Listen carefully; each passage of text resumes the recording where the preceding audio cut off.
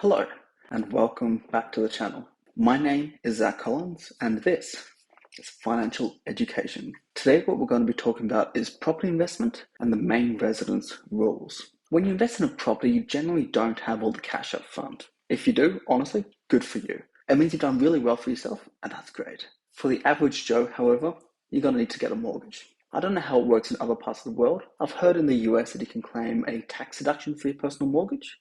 That's insane. I can just imagine even more pressure on the housing market if we allowed that here.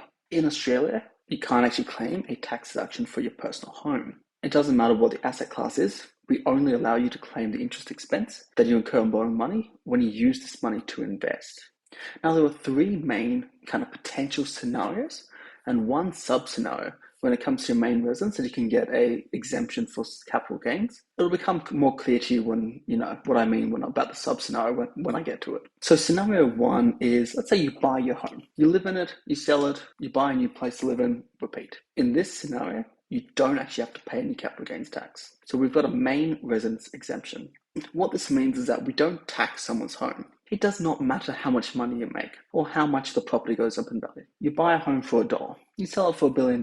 It doesn't matter. As long as it meets the criteria of being your main residence and being on land of no more than about 2 hectares, which is 20,000 square meters, then the sale is tax exempt. You can only claim the main residence exemption on one property at a time, however. This means if you buy another property, either that one needs to be investment, or you need to turn your current home into an investment, and we'll go into the different scenarios there. If you are in a scenario where you are upsizing, let's say you buy a new home while trying to sell your current one, the Australian government does actually allow you to have a 6-month crossover where the main residence exemption is on both properties. This is because the ATO knows, you're not trying to manipulate profit. You just want to move on. Look, we know it all takes a bit of time sometimes to sell. When I was looking to buy my house, it had been on the market for like 2 months. Sometimes it just takes time to sell. It happens, and the government will not penalize you for it. The next scenario is where you buy your home, you live in it for a bit, and then you turn it into an investment property. Now, in this scenario, you can either be lucky or unlucky. So, as everyone knows, property only goes up. If you can't tell, I'm joking. So that's not true. There's no such thing as an asset class that only goes up. So what do I mean by being lucky or unlucky? So when you turn a property that was your main residence into an investment property, you then need to update the cost base of the property to what the market rate of that property is at the first time it's available for rent. What is the cost base? So the cost base of an asset is the purchase price of an asset, plus whatever it costs you to acquire that asset, plus any cost to maintain any legal entitlement, or disputes around the asset, plus any upgrades, less what you've depreciated, and then plus sales costs. So in this scenario I just mentioned, let's say you buy the property for $500,000. You then cost $10,000 in fees, so your cost base is about $510,000. Let's say you then move out, you rent it out. You then need to revalue the property when you rent it out. So if the market goes up, let's say it's now worth $600,000. That is your new cost base. If you're unlucky, however, let's say the market's gone down, it's now worth $450,000. That's also your new cost base. With your new cost base established, you now rent out the property. Now this gets treated exactly the same for capital gains as though it was a new property. It's treated exactly the same for income and expenses. Think of it from this point forward, it's a brand new investment. The only difference here is that the cost base is from when you first rented out, not when you purchase that property. That's the only different factor from when you just buy a property straight from the market to rent out. Okay, so now here's where I'm going to slot in the little mini scenario. Let's call it 2B. We have a little law here called the 6-year rule.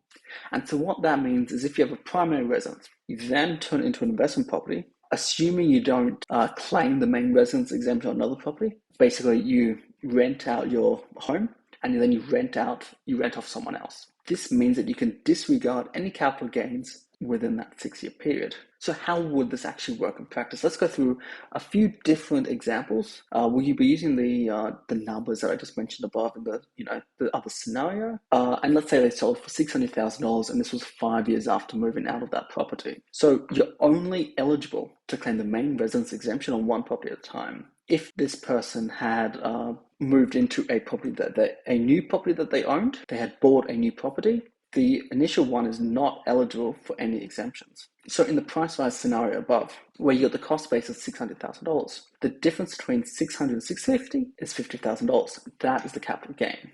Now, bear in mind, this would still be eligible for the capital gains discount. In the falling market scenario of 450, however, that new gain is now $200,000. Now, if we use the exact same example as above, as we just did, but instead of they moved into a house that they owned, they now moved into a rental. So they don't have a new property that they claim the main residence exemption on. So this means that they can continue up to 6 years to claim their first residence as their main. Because they sold in year 5, it wouldn't matter in both the scenario of the low cost base and the high cost base.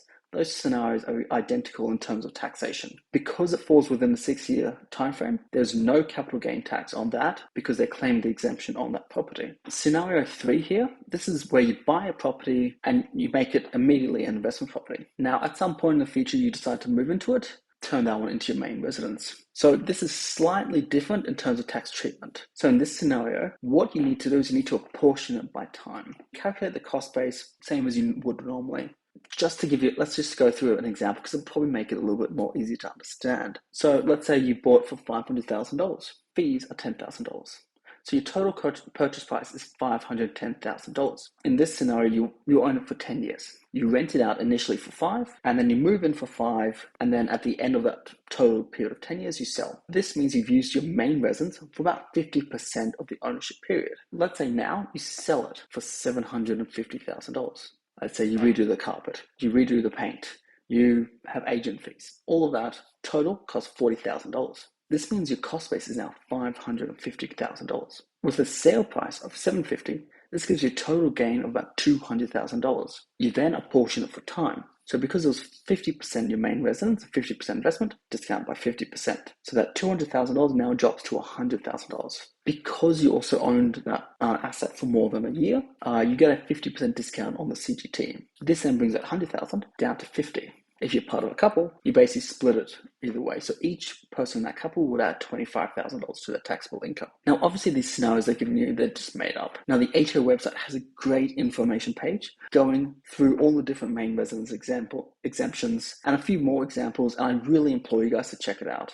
I'll link it below because it is a great resource. Hopefully I've been able to give you a better understanding of different tax treatments that we have here in Australia for owning your own home and how the main residence exemption works. If you have any more questions, feel free to drop a comment below. I'll answer it if I can. Thank you so much for watching, and I'll see you on the next one.